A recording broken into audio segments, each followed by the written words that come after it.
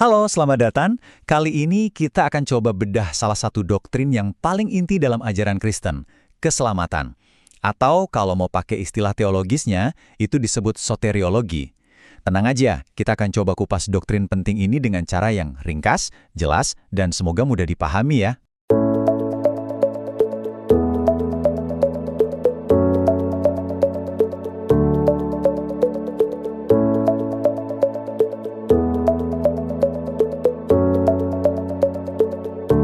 Oke, yuk kita mulai dari pertanyaan yang paling mendasar. Pertanyaan yang mungkin kita semua pernah tanyakan ke diri sendiri. Sebenarnya apa sih makna hidup ini? Nah, ternyata hampir setiap agama di dunia itu punya jawaban untuk pertanyaan ini. Dan jawaban itu seringkali terbungkus dalam sebuah konsep yang kita sebut keselamatan. Tapi sebelum kita jauh-jauh ngomongin solusi, kita mesti paham dulu dong, masalahnya apa? Dalam teologi Kristen, pertanyaan utamanya adalah, kita ini sebetulnya perlu diselamatkan dari apa sih? Nah, inilah dia jawabannya, dosa. Tapi tunggu dulu, ini bukan cuma soal melakukan perbuatan yang salah ya. Dalam konteks ini, dosa itu lebih dalam lagi. Ini adalah sebuah kondisi keterpisahan dari Tuhan yang pada dasarnya menjadi akar masalah yang coba diselesaikan oleh keselamatan. Oke, kalau masalahnya adalah keterpisahan, lalu apa solusinya? Nah, teologi Kristen menawarkan sebuah bisa dibilang rencana ilahi yang sangat detail, dan studi tentang rencana ini punya nama khususnya sendiri, yaitu soteriologi. Jadi, soteriologi ini bukan sekedar ide yang muncul tiba-tiba. Ini adalah ajaran yang, sangat sistematis. Ajaran ini memaparkan rencana dan pelaksanaan keselamatan dari Tuhan yang terjadi lewat Yesus Kristus.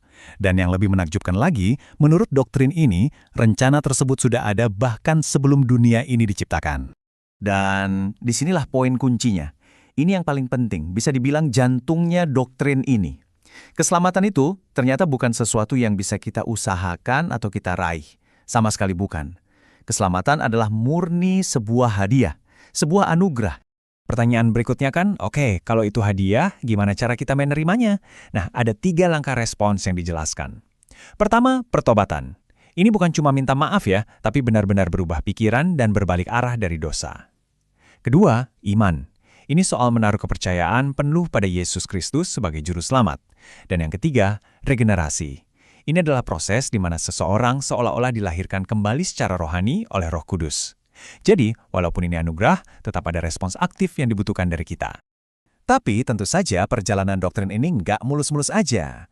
Di masa-masa awal gereja, ada tantangan besar dari pemikiran lain. Salah satu yang paling signifikan datang dari sebuah aliran yang disebut Gnosticisme. Nah, di sini kita bisa lihat perbedaannya yang sangat tajam. Bagi kaum Gnostik, keselamatan itu soal mendapatkan pengetahuan rahasia atau gnosis. Mereka percaya dunia materi itu jahat, jadi yang diselamatkan cuma rohnya aja. Beda banget sama ajaran gereja mula-mula yang bilang keselamatan itu tindakan Tuhan yang terbuka untuk semua orang, dan yang diselamatkan itu seluruh diri kita, tubuh dan roh, karena Tuhanlah yang menciptakan dunia materi. Dan akhirnya, gereja dengan tegas menolak Gnostisisme. Para pemimpin gereja waktu itu sampai membuat pengakuan-pengakuan iman atau credo untuk menegaskan bahwa keselamatan itu adalah karya Tuhan untuk seluruh manusia seutuhnya, bukan cuma pengetahuan rahasia untuk roh saja. Eits, tapi ternyata perdebatan nggak berhenti sampai di situ. Setelah tantangan dari luar, muncul perdebatan besar di dalam gereja sendiri. Pertanyaannya adalah, oke, jadi siapa nih yang diselamatkan? Nah, pertanyaan tadi, apakah Tuhan memilih siapa yang akan diselamatkan? Atau pada akhirnya semua orang akan diselamatkan? Ini memunculkan 2 kubu pemikiran teologis yang besar. Dan ini perdebatan yang sudah berlangsung berabad-abad loh. Oke, jadi ada 2 pandangan utama di sini. Yang pertama adalah pilihan Tuhan atau election. Pandangan ini percaya bahwa Tuhan dengan kedaulatannya sudah memilih siapa saja yang akan diselamatkan, bahkan sebelum dunia diciptakan. Nah, di sisi lain ada universalisme. Pandangan ini meyakini bahwa kasih Tuhan itu begitu besar, sehingga pada akhirnya semua orang, tanpa kecuali, akan dipulihkan hubungannya dengan Tuhan. Ini 2 pandangan yang sangat berbeda kan?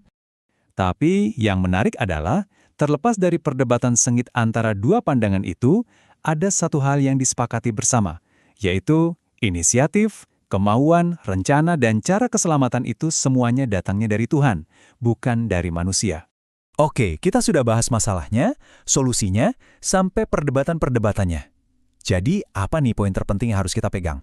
Intinya adalah ini, doktrin Kristen yang ortodoks menyimpulkan bahwa keselamatan itu 100% karya Tuhan, dari awal sampai akhir.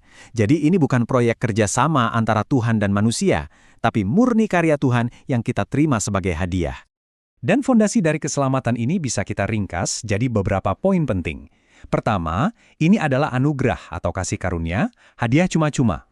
Kedua, kita menerimanya melalui iman. Ketiga, hasilnya adalah pembenaran, artinya kita dianggap benar di mata Tuhan. Dan yang paling penting, ini semua bukan karena perbuatan baik atau keputusan kita.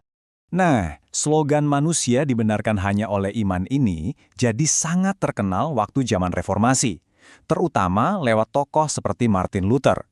Ini menegaskan sekali lagi bahwa status kita di hadapan Tuhan itu murni karena iman, bukan karena usaha atau jasa kita sama sekali. Oke. Ini semua membawa kita ke satu pertanyaan terakhir yang sangat penting untuk direnungkan.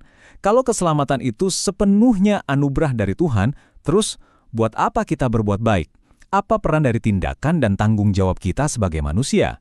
Nah, ini adalah pertanyaan yang menjaga agar diskusi tentang iman dan perbuatan tetap hidup sampai sekarang.